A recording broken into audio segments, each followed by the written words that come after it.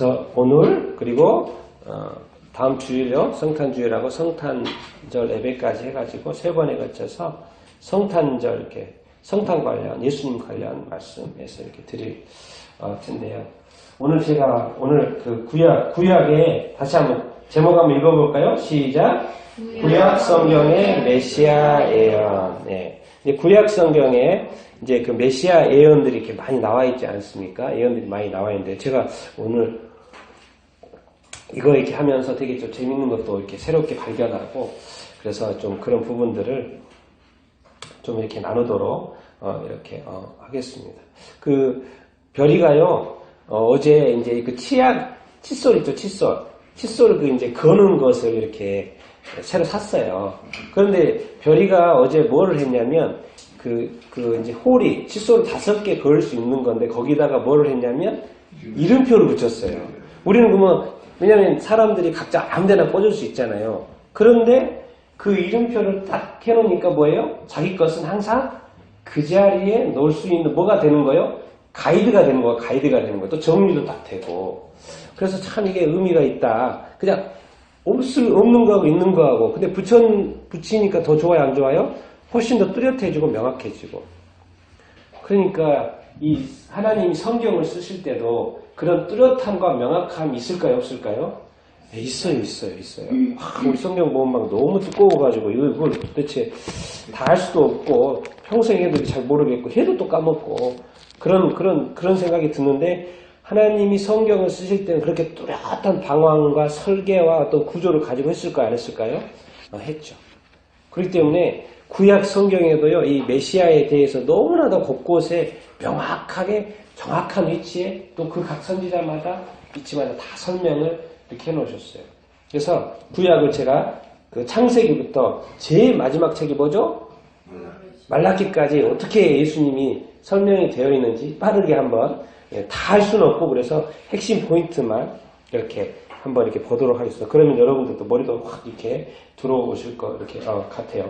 그러면서 이제 한 가지 질문을 한번 읽어보겠습니다. 질문을 한번 읽어보겠습니다. 시작. 구약 성경에 수많은 위인들이 훌륭해도 예수님이 안 오셨다고요. 어떻게 될까요? 얼마나 많은 구약 성경 읽어보면 위인들이 많이 있지 않습니까? 근데 만약에 예수님이 안 오셔버렸다면 어떻게 될까요? 우리의 구원은 있다 없다? 네.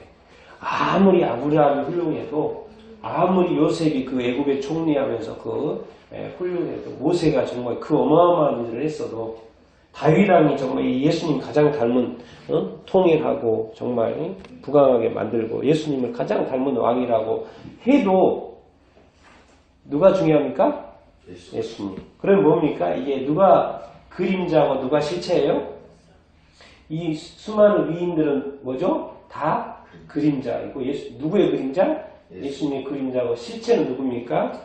예수 그리스도 예수님 이렇게 계시죠. 근데 이 실체이신 예수 그리스도가 구약에 너무 자세하게 구약 신약이 실제로 오셨는데 구약에 너무나도 자세하게 설명이 이렇게 되어 이렇게 있습니다. 여러분 머릿속에 딱 떠오르는 거 있어요? 예수님의 어떤 구약의 예언 딱 하면 떠오르는 거 있습니까? 떠오르는 거 있을 것입니다. 그것이 아마 오늘 다 나오지 않을까 이렇게 싶습니다. 제일 처음에 나온 게 창세기 3장 15절이죠. 우리 창세기 3장 15절을 보통 우리 이제 원시복음이라고 합니다. 복음이 복음인데 맨 처음 나온 거라 그래서 원시복음이라고 이렇게 하거든요. 최초의 복음. 한번 창세기 3장 15절 한번 읽어보겠습니다. 시작. 내가 너로 여자와 원수가 되게 하고 내 후손도 여자의 후손과 원수가 되게 하리니 여자의 후손은 내 머리를 상하게 할 것이요 너는 그의 발꿈치를 상하게 할 것이니라 하시고. 그렇죠? 예수님이 이제 이거는 누구한테 이야기한 거예요? 뱀한테 하는 말입니다. 뱀한테. 그런데 뱀한테 너와 여자와 원수가 되게 하고 뭐예요? 내 후손과 누구? 여자의 후손. 예수님은 누구를 통해서 왔어요? 동정녀?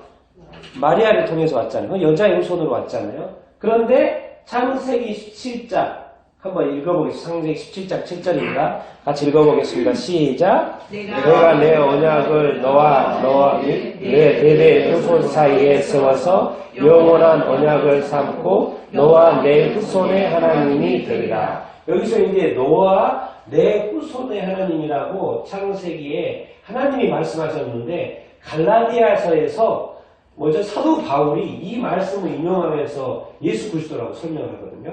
한번 읽어보겠습니다. 갈라디아서 3장 16절입니다. 같이 읽겠습니다. 시작.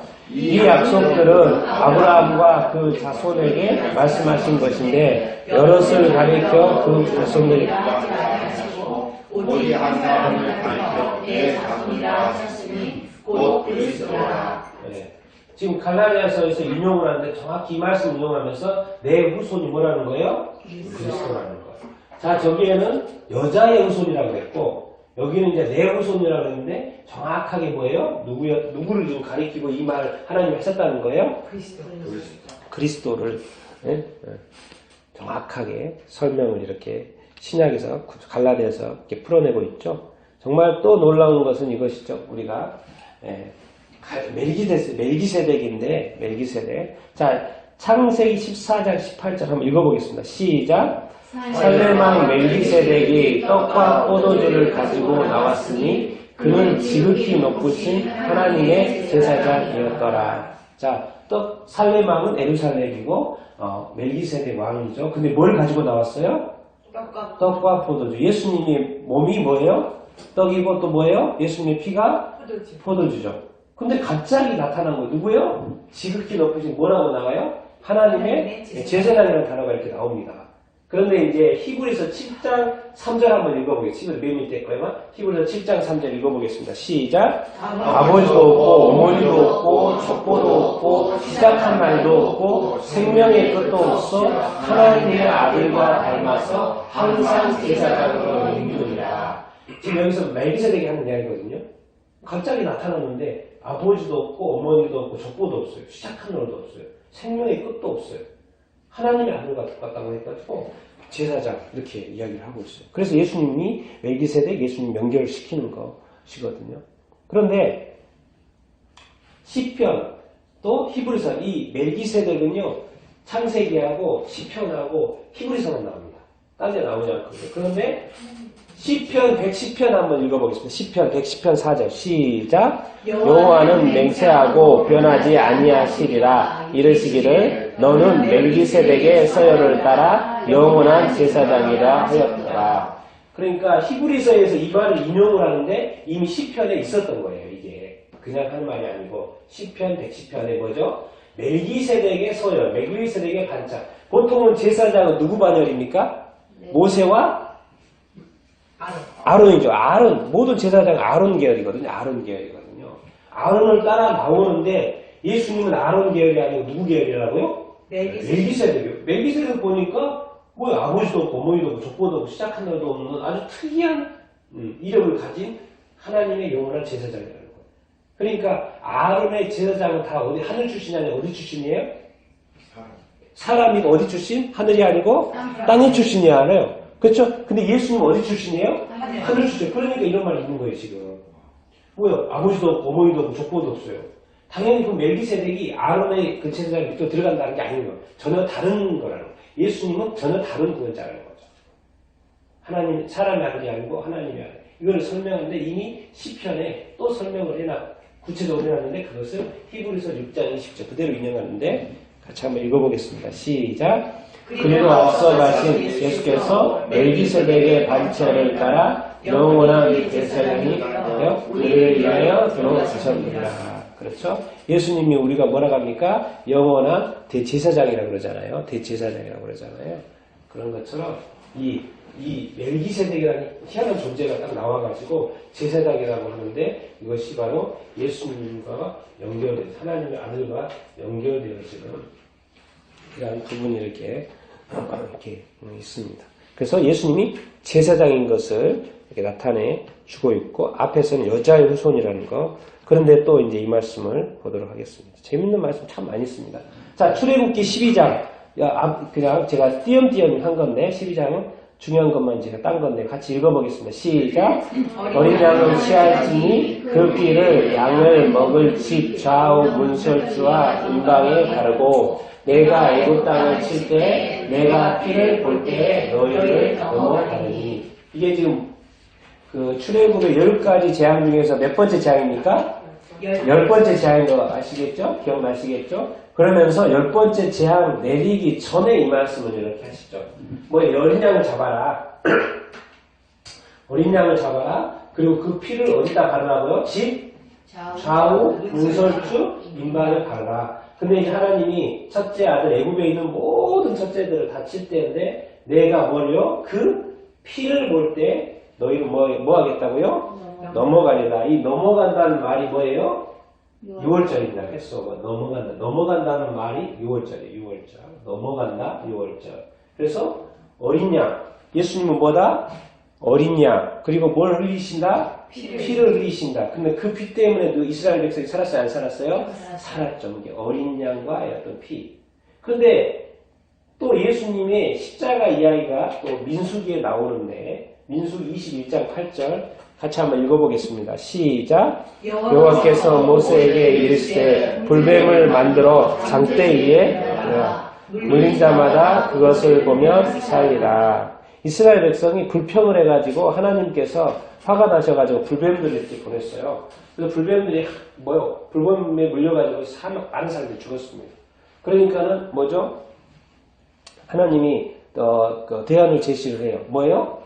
불뱀을 불뱀들을 보냈잖아요. 그 불뱀을 만들어가지고 어디다가 위에 달라고요? 장대 위에 달라는 거예요. 예수님이 어디에 달리셨어요? 나무 위에 달리셨죠. 그러니까 말씀하죠. 그것을 보면 뭐한다? 산다. 십자가에 달리신 예수 그리스도를 보면 살아요? 안 살아요? 산다. 십자가에 달리신 장대 위에 달리신 나무 십자가 위에 달리신 예수 그리스도를 보고 믿으면 뭐예요? 살 수 있어요? 없어요? 산다는 거죠. 그러니까 예수님이 또 장대 위에 달리실 거라는 것을 정확하게 이렇게 말씀을 이렇게 하고 있어요. 근데 이제 사무엘 하 이 말씀 한번 보겠습니다. 4절 5절 시작. 다윗이 나아가 30세에 왕위에 올라 40년 동안 다스렸으되 헤브론에서 7년 6개월 동안 유다를 다스렸고 예루살렘에서 33년 동안 온 이스라엘을 다스렸다. 자, 다윗 왕이 예수님과 제일 많이 닮았다고 그러잖아요. 다윗 왕이 몇 세에 왕이 됐습니까? 30세. 예수님이 몇 세에 공생애를 시작하셨어요? 30세. 네. 자, 다윗 왕이 40년을 다스렸는데 희한하게 뭐요? 예루살렘에서 40년을 다스리지 않아요. 40년 다스리는데 예루살렘에서 통째로 40년 다스리지 않아요. 7년을 어디서 다스려요? 헤브론에서. 근데 예루살렘에서는 몇 년을 다스려요? 33년. 예수님이 몇 살까지 사셨어요? 3살. 30세에 공생애를 해가지고 3년 동안 공생애를 하셨잖아요. 정확하게 예루살렘은 아니지만 뭐요? 몇 년 동안 사세요? 33년을 사시죠. 이런 걸 보면은 참 이게 왜냐면 다윗이 40년을 여기서 다스려도 되거든요. 그런데 헤브론에서 먼저 7년 나눠져요. 그래서 예루살렘에서 33년을 사세요. 나중에 봤더니 예수님의 나이가 33년 동안 거기 있고 거기서 돌아 이렇게 가세요. 참 이런 어떤 숫자적인 것으로도 상태적인 것도 있지만 이 숫자적인 것으로도 이렇게 비유를 보면은 참 이렇게 너무나도 명확하다. 이런 것을 이렇게 알 수 이렇게 있고요. 그 다음에 또 이제 성경에서 이사야서가 가장 예수님에 대해서 많이 예언이 되어 있죠. 자, 7장 14절입니다. 같이 읽겠습니다. 시작. 그러므로 주께서 친히 징조를 너희에게 주실 것이라. 보라, 처녀가 잉태하여 아들을 낳을 것이요 그의 이름을 임마누엘이라 하리라. 예. 이 말씀이 정확하게 마태복음 1장 33절인가요? 예. 마태복음 1장 23절에 정확하게 인용이 되어 있죠. 예수님이 태어나는데 누가 잉태해 태어나요? 처녀가 잉태해요. 마리아죠, 마리아. 처녀가 잉태. 처녀가 임신할 수 있어요, 없어요? 임신할 수 없죠. 그런데 하나님이 처녀가 임신한다는 이런 어떤 세상의 질서를 이렇게 넘어서는 이야기를 이렇게 하고 있죠. 임마누엘이라고. 근데 이제 아들이라고 하는데 또 이제 아기라고. 자, 이사야서 9장 6절입니다. 읽겠습니다. 시작. 한 아들을 우리에게 주신 바 되었는데 그의 어깨에는 정사를 메었고 그의 이름은 기묘자라 모사라 전능하신 하나님이라 영존하시는 아버지라 평강의 왕이라 할 것입니다. 그렇죠? 아기 이야기인지 아기로 태어난다는 이야기죠. 네, 처녀로 잉태한 건 사람으로 태어난다는 이야기죠. 아들이 되는데 이제 아기로 태어난다. 그리고 뭐요? 아들로 태어난다. 그런데 놀라운 것은 여기까지 해면은 위하고 똑같잖아요. 뭐 처녀가 임신하는 것도 놀라운 건데, 근데 아들이 태어나고 아기가 태어나는데 뭐라 그래요 지금? 기묘자라, 모사라, 또 뭐라 그래요? 놀라운 것은 전능하신 하나님이라고 그래요. 아기가 태어나는데 하나님이라고 해요. 뭐요? 영존하신 아버지라. 또 뭐요? 평강의 왕이라. 이게 아들이 태어나는데, 사람의 아들이 태어나는데, 뭐요? 처녀가 잉태해 태어나는데 하나님이라고 그러는 거예요. 이미 구약에. 이스라엘 백성들은 이 구약 이사야를 잘 알기 때문에 이 말씀을 알까요? 모를까요? 알아요. 그래도 예수님이 와서 하나님의 아들이라는 걸 믿어야 안 믿어요? 안 믿는 거죠. 마음이 닫혀 있는 것이죠. 이미 성경에 보면 어디서 태어난다는 것도 다 알고 있고요. 뭐죠? 하나님이라고 이미 표현 자체가 되어 있어요. 하나님이라고. 그런데 믿어요? 안 믿어요? 네, 안 믿는 것이죠. 그런데 또 7절, 이사야서 9장 7절 한번 읽어보겠습니다. 시작. 그 정사와 평강의 왕이 무궁하며 또 다윗의 왕자와 그의 나라에 군림하여 그의 나라를 굳게 세우고 지금 이후로 영원히 정의와 공의로 그것을 보존하실 것이라 만군의 여호와의 열심히 예배해주리라. 그렇죠? 정사와 평강, 그리고 뭐죠? 다윗 계열로 온다는 것이죠. 그래서 마태복음에 처음에 시작할 때 뭐라고 나옵니까? 누구의 자손이라고 나옵니까? 아브라함과 다윗의 자손.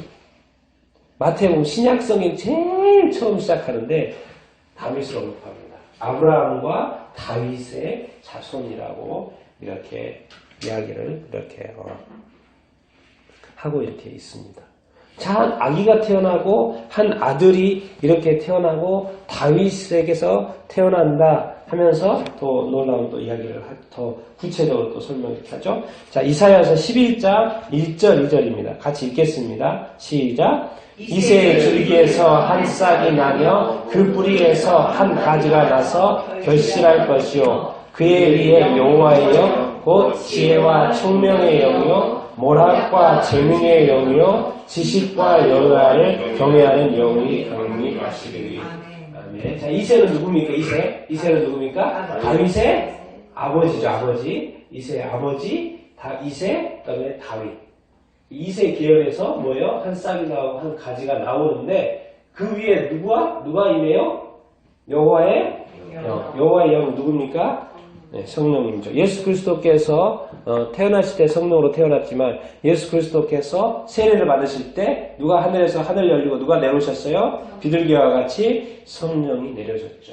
근데 그 성령은 또 뭐라고 돼 있습니까? 지혜와 청명의 영. 그리고 또 뭐예요? 모략과 재능의 또 뭐예요? 지식과 여호와를 경외하는 영이었다는 것을 알 수 있습니다. 그래서 아기가 태어나는데 이새의 줄기에서 다윗계에서 나오는데 뭐예요? 그 위에 누가 임할 거라는 거예요?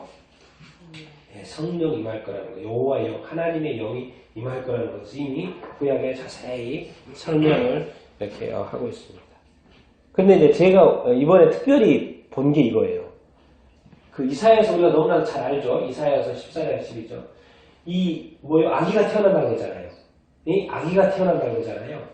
제가 아기를 기억하세요? 아기가 태어나고 그 위에 성령이 임하시는데 이것과 그 다음 요한계시록을 제가 이렇게 연결해서 보면서 아주 좀 특이한 걸 봤습니다. 자, 이사야서 14장 12, 13, 14절 한번 읽어보겠습니다. 시작. 너 아침의 아들 계명서이여 어찌 그리 하늘에서 떨어졌으며 너 열국을 엎은 자여 어찌 그리 땅에 찍혔는고 내가 내 마음에 이르기를 내가 하늘에 올라 하나님의 묵별 위에 내 자리를 높이리라. 내가 북극 지폐의 산 위에 앉으리라. 가장 높은 구름에 올라가 지극히 높은 이와 같으리라. 아멘. 자, 이렇게 루시퍼라고 한 거는 뭐죠? 하나님의 아들, 뭐죠? 누구의 아들요? 하늘에서 떨어졌죠? 근데 이렇게 표현하고 있어요. 뭐예요? 열국을 엎은 자. 그리고 뭐예요? 어찌 그리 어디에 지켰다고요? 땅에 지켰다고 되어 있죠? 이것을 뭐죠? 요한계시록에서 그대로 설명을 이렇게 합니다. 그런데 여기서 이제 이 열국을 엎은 자, 이 루시퍼, 이 사탄이 뭐예요? 마음속에 왜 타락했는지를 보여주고 있죠. 뭐라고 돼 있어요? 하늘에 올라. 뭐예요? 하나님의 묵별에. 뭐예요? 내 자리를 뭐한다? 높인다. 하나님보다 높아지고 싶다는 거예요. 그래서 뭐 어떻게 하고 싶다? 지극히 높은 이와 뭐 하고 싶다? 자기 자신도 하나님하고 같아지고 싶었고요. 아담에게도 너 하나님과 같아질 수 있어. 너 하나님과 같아질 수 있어. 하나님과 같이 될 수 있다 없다? 너도 하나님과 같이 될 수 있어. 자기가 시도했는데 실패했어요? 안 실패했어요? 실패했죠. 실패했습니다. 예, 제가 바로 보여줄게요. 요한계시록에 12장에 보여줄 건데 사람한테도 그러는 거예요. 너도 하나님처럼 될 수 있다 없다? 될 수 있다. 그 속삭였을 때는 이미 그게 거짓말이 아니에요? 아니, 자기도 실패했어요? 안 했어요? 다들 실패했어요. 그런데 아담한테는 말하는 거예요. 너도 뭐같이 될 수 있다? 하나님과 같이 될 수 있다. 아니 그냥 너 그거 따먹어. 그냥 이렇게만 말해도 돼요. 너 먼저 선악과를 그냥 따먹어. 따먹으면 지혜롭고 뭐죠? 그 열릴 거야. 눈이 열릴 거야 라고 말해도 되는데 거기 꼭 무슨 말이 붙어있어요? 너가 뭐가 같이 된다고? 하나님과 같이 된다는 말을 붙여놨어요. 거기다가. 자기도 시도했는데 자기가 안 됐어요. 근데 이미 그것도 거짓말을 알죠. 그러면서도 그게 좀 더 혹할까. 저것만 따먹으라 그러면 좀 그러니까 뭐요? 너가 그거 되면 업그레이드 될 거야. 하나님처럼 업그레이드 될 거야. 하나님처럼 될 거예요. 지극히 높은 이와 너도 같아질 거야. 근데 같아집니까? 안 같아집니까? 예. 그 자리는 하나님의 자리는 아무나 앉을 수가 있는 게 아니죠. 근데 이것이 이제 열국을 엎은 자 이걸 기억하고 한번 요한계시록 12장을 한번 읽어보도록 하겠습니다. 자, 좀 있는 말씀을 다 읽어보도록 하겠습니다. 시작. 하늘에 큰 이적이 보이니 해를 옷 입은 한 여자가 있는데 그 발 아래에는 달이 있고 그 머리에는 12별의 관을 썼더라. 이 여자가 아이를 베어 해산하게 되매 아파서 애를 쓰며 부르짖더라. 여자가 아들을 낳으니 이는 장차 철장으로 만국을 다스릴 남자라. 그 아이를 하나님 앞과 그 보좌 앞으로 올라 7절로 갑니다. 하늘에 전쟁이 있으니 미가엘과 그의 사자들이 용과 더불어 싸울세 용과 그의 사자들도 싸우니 이기지 못하여 다시 하늘에서 그들이 있을 것을 얻지 못한지라. 큰 용이 내게 붙으니 일뱀 곧 마귀라고도 하고 사탄이라고도 하며 온 천하를 꿰는 자라. 그가 땅으로 내쫓기니 그의 사자들도 그와 함께 내쫓기니라. 그죠? 예수님이 아기가 나왔잖아요.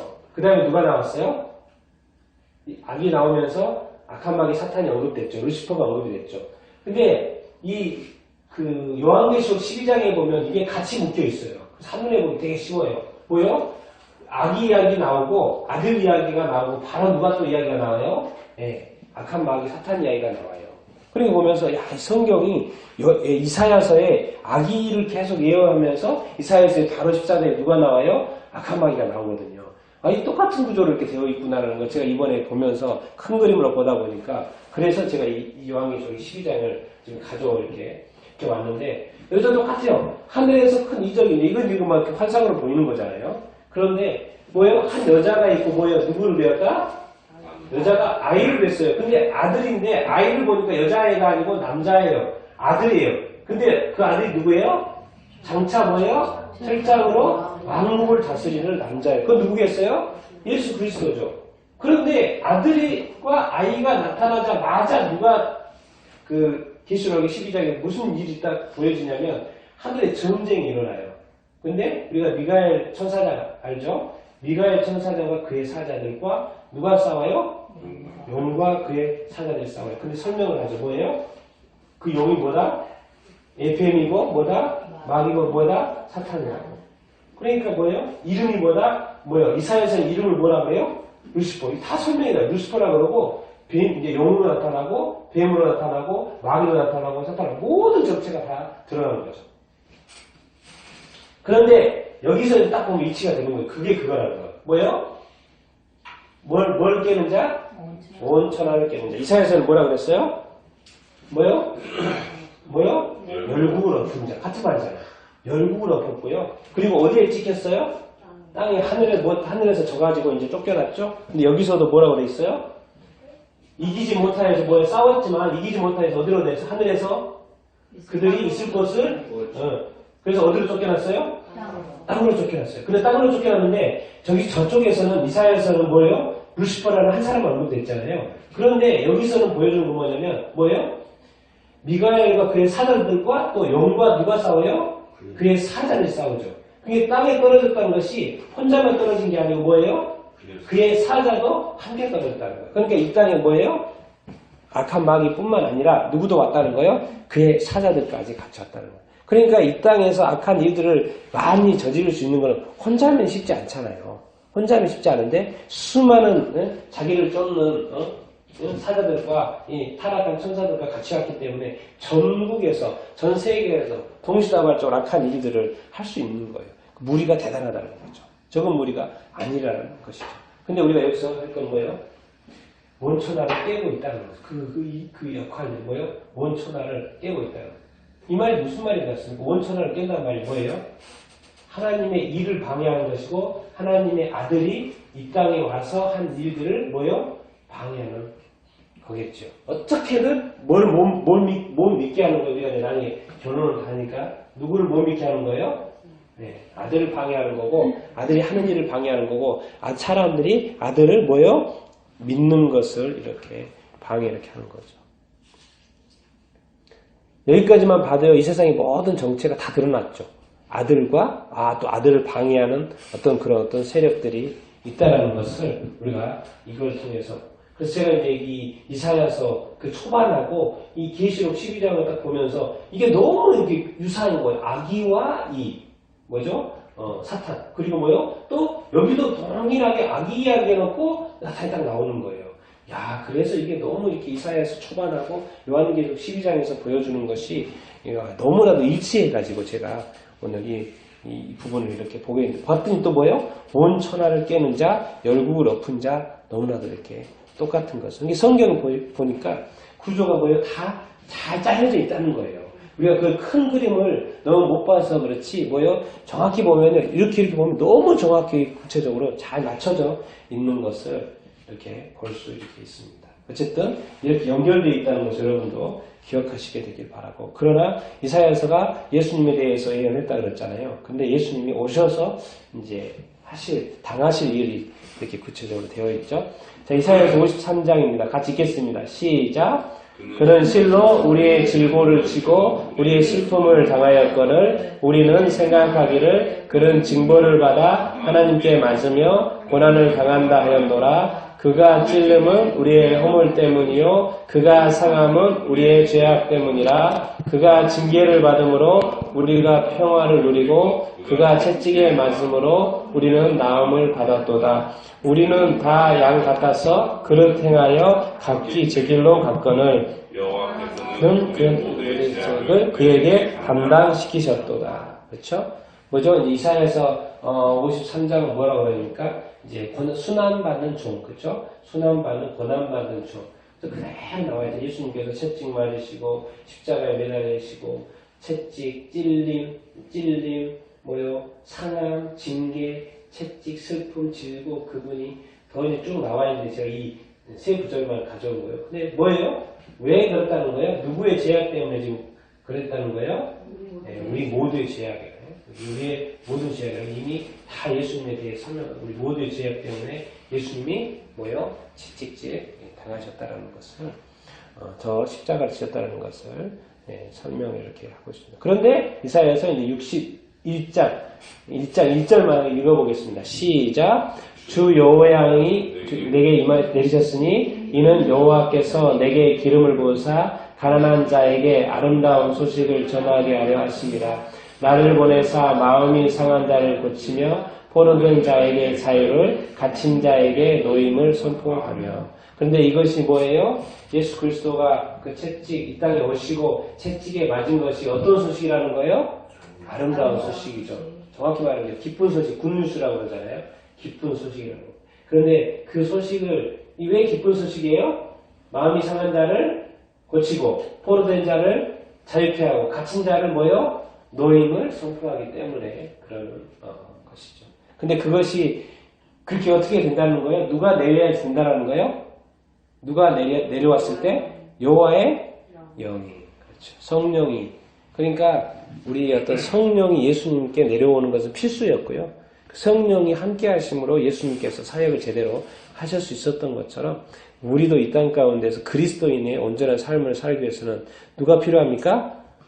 성령이 필요해요? 안 필요해요? 네, 필요하죠. 그래야지만이 더 아름다워지고 이 모든 일들이 가능해. 왜? 성령을 뭐라고 합니까? 우리가 권능이라고 하죠. 권능이라고 하니까 이 권능의 일들이, 이 파워의 일들이 이루어지는 것이죠. 그러면서 이제 여기까지가 뭐예요? 대예언서. 그러면 이제 소예언서로 가서도 좀 더 구체적으로 이야기를 하죠. 너무나 잘 아는 것처럼 장소, 무엇 이렇게 미가서입니다. 미가서 5장 2절입니다. 같이 한번 읽어보겠습니다. 시작. 베들레헴 메가브라데야 너는 유다 족속 중에서 하을지라도 이스라엘을 다스릴 자가 내게서 내게로 나올 것이라. 그의 근본은 상고의 영혼에 있느니라. 뭐죠? 어디서 태어난다 그래요? 베들레헴에서. 우리가 너무나 잘 알고 있죠? 베들레헴에서 태어난다고 해요. 그런데 태어나는데 뭐예요? 뭘 한다는 거예요? 어디를 다스릴 자? 이스라엘을 뭐예요? 다스릴 자라고 되어 있잖아요. 그렇죠? 작은 자는 거죠. 다스릴 자라고 되어 있어요. 그런데 베들레헴 태어나고 유다 족속에서 작은데 이스라엘의 다스릴 자예요. 그런데 그의 근본이 어디라고 되어 있어요? 상고고 뭐예요? 영혼이 있다는 거예요. 사람하고 다르다는 이야기를 하는 거예요. 어떻게 영혼이 영혼, 사람, 아기가 태어나고 베들레헴에 태어나고 이제 좀 더 구체적이긴 한데 그의 근본이 다르다는 거예요. 사람하고요. 영혼이라는 건 영혼, 상고라는 건 태초에 처음부터 상고라는 건 올드, 오래전부터 태고적부터 있었고 영혼까지 있는 이게 처음부터 있어요. 여기서 태초가 아니라 아예 그냥 그 옛날부터 있었던 영원한 금이라는 거예요. 그렇죠? 성경이 분명히 예수님을 예언하면서 뭐라 그래요? 한 아기 가운데 뭐예요? 전능하신 하나님이라고 이야기하고 또 베들레헴에서 그 이스라엘 다스릴 자가 태어났는데 뭐예요? 그의 근본이 어디에 있다고요? 영혼이 있다. 뭔가 하나님이 아니다라고 성경은 구체적으로 계속 말하고 있어요. 사실 구약성만 제대로 읽으면 뭐예요? 예수님이 하나님의 아들인 것을 인정할 수밖에 없죠. 말씀만 봐도. 그런데 이스라엘 백성들이 안 믿었거든요. 종교적으로 안 믿었어요. 많은 유대인들이. 자, 스가랴서입니다. 스가랴서 9장 9절입니다. 같이 읽겠습니다. 시작. 시온에 따라 크게 기뻐할지어다. 예루살렘에 따라 즐거이 부를지어다. 보라, 내 왕이 내게 임하시나니 그는 공의로우시며 구원을 베푸시며 겸손하여서 나귀를 타시나니 나귀의 작은 것 나귀 새끼니라. 스가랴서인데요. 이제 앞에서는 아기 막 이야기하다가 이제 뭐라 그래요? 이제 왕이라고 그래요. 왕으로 임하신다는 거예요. 그러니까는 예수님이 이제 마지막 죽으러 갈 때 뭐예요? 호산나 다윗의 자손 막 그래서 뭐예요? 사람들이 막 환영했잖아요. 성경에 보니까 뭐라고 돼 있어요? 대왕. 그리고 뭐예요? 그 예수님 십자가에 못 박힐 때 위에 뭐라고 돼 있어요? 유대인의 왕으로 오신다는 거예요. 왕으로 오신다는 거예요. 그런데 정확하게 뭘 타요? 나귀를 탄다고 그랬어요. 근데 왕이 무슨 나귀를 타요? 말도 안 되는 이야기 또 하고 있는 거예요, 사실은. 왕인데 나귀를 탄대요. 왕은 당연히 금마차를 타야죠. 그런데 금마차, 끄는 말. 그런데 뭐예요? 뭘 탄다는 거예요? 나귀도 조그마한 나귀를 탄다는 거예요. 근데 실질적으로 예루살렘에 있어갈 때 그렇게 했습니까? 안 했습니까? 했죠. 왕을 오신다고 이야기했습니다. 구원을 베푸신다고, 공의로우시고, 의로움 때문에 구원을 베풀어 오신다고 이야기했고, 오시는데 겸손하셔서 나귀 탄다. 참 이런 이야기가 너무나도 구체적으로 나와 있는데, 이 스가랴서는 뭡니까? 구약의 몇 번째 책이에요? 맨 마지막에서 두 번째 책입니다. 스가랴 다음에 뭐예요? 말라기예요. 그러니까 뭐냐, 말라기는 무슨 역할을 하냐면 신약하고 연결시키는 역할을 하잖아요. 그러니까는 구약의 정확하게 마지막에 어떤 예언서와 같은 거잖아요. 그쵸? 그럼 무슨 이야기가 있을까요? 신약 성경에 요한계시록이 있죠. 거기서 무슨 이야기를 해요? 예수님이 뭐 한다고 이제? 다시 오는 거예요. 그러니까 구약 성경의 맨 마지막과 같은 뭐죠? 말라기 구약 연결하는 말 전에 스가랴서인데 이 예언서의 맨 마지막에 무슨 이야기가 나올까요? 재림 이야기가 나올까 안 나올까요? 정확하게 나옵니다. 스가랴서 11장 1절에서 3절 예수님의 재림 이야기고요. 구약 성경 맨 마지막에서 두 번째 책입니다.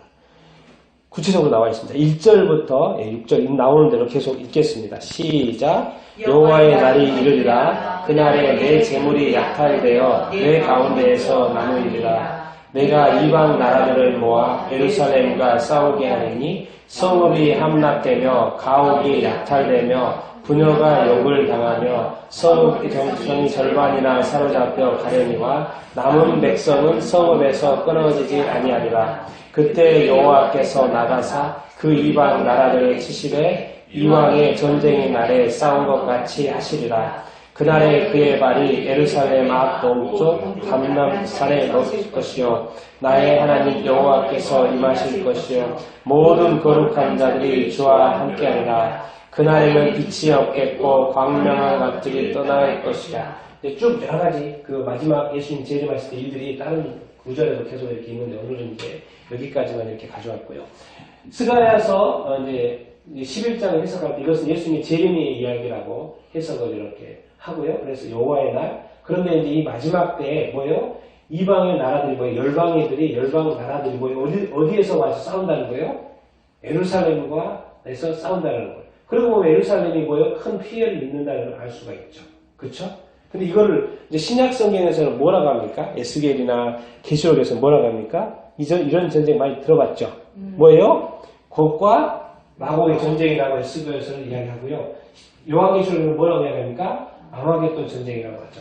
이 아마겟돈 전쟁은 뭡니까? 예수님이 막 이제 재림하실 때, 그 싸움이 일어났을 때, 이제 재림 전에 마지막에 일어나는 전쟁. 3차 전쟁이 아니고, 보통은 구분합니다. 아마겟돈 전쟁이 3차 전쟁이 아니고, 이거는 전쟁이 따로 있고, 맨 마지막에 예수님 재림 직전에 일어나는 전쟁. 그런데 뭐예요? 이방 나라들 어디로 와요? 예루살렘에 와서 싸운다는 거죠.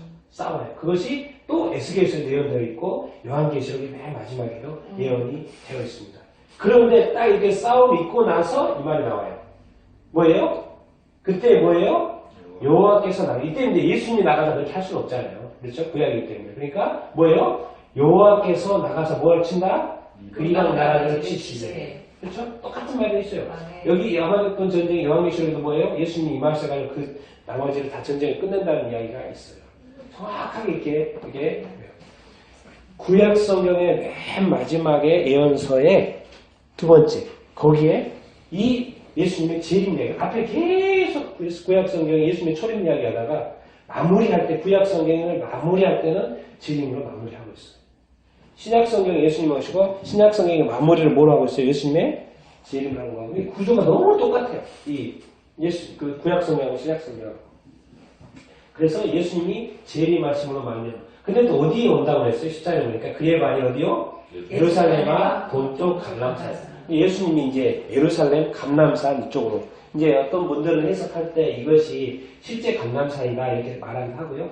또 해석하는 사람은 이것은 뭐죠? 좀 이렇게 비유가 있다 이렇게 해석을 이렇게 하기도 하고 이런 이야기가 이렇게 있지만 어쨌든 구약 성경에 예수님을 초림만 얘기한 게 아니고 이미 재림조차도 다 정확하게 얘기했고 어떤 일들이 어떻게 이루어질 거라까지 구체적으로 설명이 돼 있다 안 돼 있다?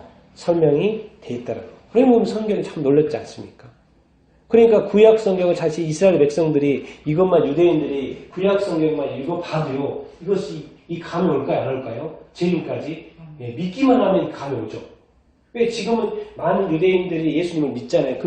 그 유대인들이 예수님을 믿는 유대인들이 다시 자기 성경 구약을 본다면 와 이게 대단하다는 느낌 안 들까요? 신약에 있던 말씀들이 다 있네. 그런 느낌이 확 들 것 같아요. 왜? 자기 언어로 이 구약성을 읽어보면 이제 구약성의 맨 마지막 책이 뭡니까? 말라기죠. 예, 말라기도 예수님 이야기가 나올까요? 안 나올까요? 네, 나옵니다. 말라기. 마지막 말씀. 자, 구약성경 맨 마지막 책 말라기 3장 1절, 4장 5절 읽겠습니다. 시작. 만군의 여호와가 이르노라. 보라, 내가 내 사자를 보내리니 그가 내 앞에서 길을 준비할 것이요. 또 너희가 구하는 바 주가 갑자기 그의 성전에 임하시리니 곧 너희가 사모하는 바 언약의 사자가 임하실 것이라. 보라, 여호와의 크고 두려운 날이 이르기 전에 내가 선지자 엘리야를 너희에게 보내리니. 이제 구약 성경의 맨 마지막입니다. 맨 마지막이고요. 그게 뭐라 그래요? 이제 우리가 너무나도 잘 알다시피 하나님께서 미리 보내는 사자, 내 사자가 누굽니까? 세례 요한이죠. 예, 세례 요한만 이야기가 나온 게 아니에요. 그런데 말라기에서는 세례 요한 이야기하면서 그가 내가 내 사자를 보내리니 그가 내 앞에서 길을 준비한다. 준비한다는 이야기가 나왔는데 그 뒤에 누구 이야기가 나오냐면 누가 나요? 너희가 구하는 바 주. 뭐예요? 구하는 바 주가 뭐예요? 갑자기 그의 성전에 임하시리니 성전에 임하세요. 곧 누구다? 너희가 사모하는 언약의 사자.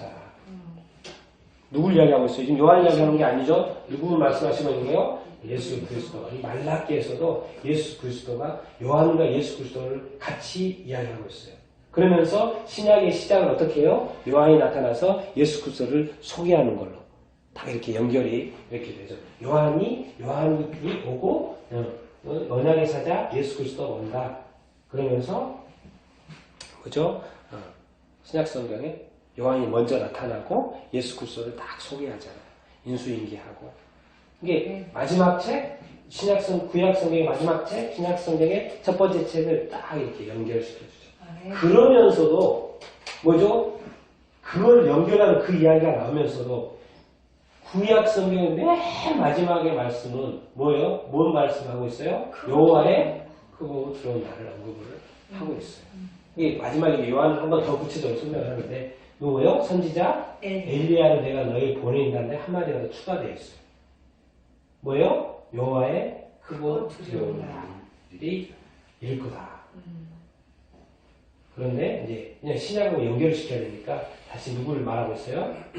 선지자 엘리야 이야기하고 바로 세례가 나오잖아요. 연결이 되다는 걸 알 수 있잖아요.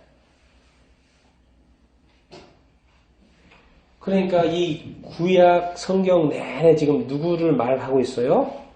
예수 그리스도의 말씀하고 있죠. 저는 이건 제가 또 다 가져올 수도 없고 그래서 이제 중요하고 좀 이렇게 좋은 거, 필요한 것만 제가 좀 이렇게 뽑아 이렇게 온 건데도 보니까 뭐예요? 너무나도 구체적으로 예수 그리스도가 이 땅에 오심에 대해서 설명을 이렇게 하고 이렇게 있죠. 여러분 좀 이해가 되십니까? 네. 구약이 얼마나 이렇게 구체적으로 제가 이제 처음부터 순서적으로 이렇게 쭉 이렇게 말씀을 인용했는데 초림을 예언했을 뿐만 아니라 뭐까지 예언했다? 예수님의 재림까지도. 근데 재림은 어디서 했어요? 맨 마지막 성경의 마지막 부분에서 또 이야기를 이렇게 하고 뭐 중간에도 뭐 에스겔 다니엘에서도 예언을 많이 하지만은 뭐죠? 이 재림에 대해서. 그러니까 이게 처음 이야기했던 것처럼 뭔가 이렇게 프레임, 뭐가 이렇게 구조가 있어 보입니까? 안 있어 보입니까? 구약 성경도 되게 구조가 있게 쓰여졌다는 것을 알 수가 있겠죠. 예, 예. 이런 것을 우리가 이렇게 오늘 이해를 하게 되고 이해를 했으면 좋겠고요. 예수님이 왜 이 땅에 이렇게 예수님께서 말씀을 이렇게 쓰시면서도 성령을 통해서 이제 말씀을 감동을 주셔서 쓰겠다고 사람들을 통해서 쓰게 했다고 그러는데 이 말씀을 왜 수많은 사람들을 동원을 해서 이렇게 구체적으로 체계적으로 또 이렇게 예수님의 다시 오심을 말씀을 이렇게 하셨던 이유가 중요하죠. 이제 중요하죠. 왜 그러셨어요? 뭐 하려고? 우리를 구원하시고. 모든 이 구약 성경의 이 모든 하나님의 노력들은 하나님이 머리 굴려가지고 구체적으로 설명하고 또 언제 여기저기 곳곳에서 예언했지만 이 모든 하나님의 수고와 노력들은 이 모든 하나님의 어떤 수고와 노력들은 단 한 가지 목적. 뭘 하려고요? 우리를 뭐 하려고? 구원하려고. 이거예요. 이 하나님의 수고와 노력, 이 예씀, 이 체계, 이 성경책. 그러니 하나님이 얼마나 우리의 영혼을 사랑하시는지 그것을 우리가 이렇게 알 수 이렇게 있습니다. 그러니까 하나님에게는 여러분이 내 자신이 뭐예요? 전부입니다. 전부. 하나님이 전부예요. 우리가 이 하나님의 사랑을 느끼고 살 수 있다면 정말 이 땅에서 정말 열심히 살고 정말 재밌게 살고 또 하나님께 영광을 올려드리면서 살고 의미 있는 삶을 살아갈 수 있어요. 하나님에게는 이 세상의 모든 것을 만들었지만 사실 이 모든 것을 누구를 위해서 만들었어요? 다 자신을 위해서 만들었어요. 여러분 자신을 위해서 만들었어요. 이 세상 안에서의 가장 이 모든 천지 만물 이 모든 것은 무엇 때문에 만들었다? 여러분 한 사람들 때문에 만들었다는 거예요. 그리고 그 아들 예수 그리스도 통해서 뭐요? 나 하나 구하자고 지금 이렇게 한 거예요. 지금 이렇게. 그러니 이러니 말씀을 보면 볼수록 하나님께 감사가 됩니까? 안 됩니까? 예, 되죠. 예수님께서 이 땅에 오신 것도 감사하지만 예수님도 이 땅에 보내신 분이 누굽니까? 하나님 아버지시죠. 예, 그래서 이런 예언들을 이렇게 보면서 여러분들 정말 하나님께 더 이번 특별히 또 성찬절을 맞이하면서 더 이렇게 감사할 수 있게 되기를 바랍니다. 정말 다시 한번 고맙다고 하나님한테 말할 수 있게 되기를 이렇게 바라고 물론 예수님한테도 감사하다고 이렇게 말하지만 하나님과 예수님께 정말 이렇게 참으로 다시 한번 이렇게 감사하는 마음이 또 이렇게 저도 준비하면서 듣고 여러분도 들으면서 그런 마음이 이렇게 드시죠? 예, 우리 하나님 아버지께 또 감사, 또 영광에 또 이렇게 박수를 한번 드리도록 하겠습니다. 감사합니다. 감사합니다. 그래도 우리가 마음으로 한번 잠시 고백하도록 이렇게